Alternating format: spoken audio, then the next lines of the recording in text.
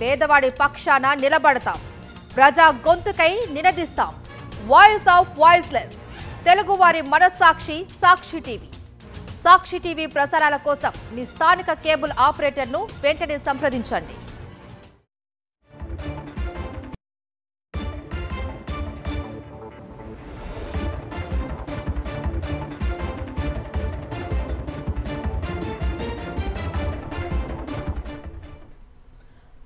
సుప్రీంకోర్టులో వల్లభనేని వంశీకి ఊరట లభించింది. మైనింగ్ కేసులో ముందస్తు బెయిల్ రద్దు చేయాలి అన్న ఏపీ ప్రభుత్వ పిటిషన్ను సుప్రీంకోర్టు హైకోర్టుకు తిప్పి పంపింది.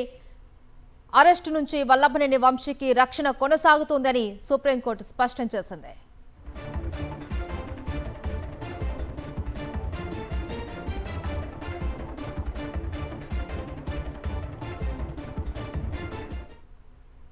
సుప్రీంకోర్టులో వల్లభనేని వంశీకి ఊరట లభించింది. మైనింగ్ కేసులో ముందస్తు బెయిల్ రద్దు చేయాలి అన్న ఏపీ ప్రభుత్వ పిటిషన్ను సుప్రీంకోర్టు హైకోర్టుకు తిప్పి పంపింది.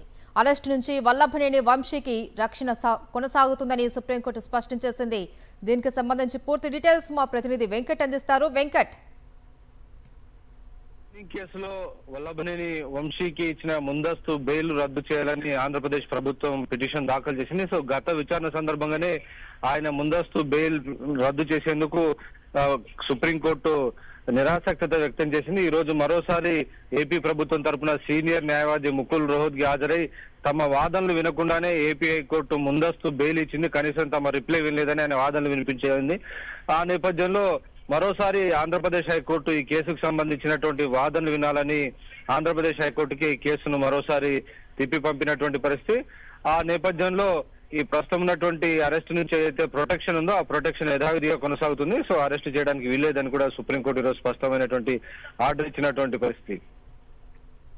Right, thank you Venkat.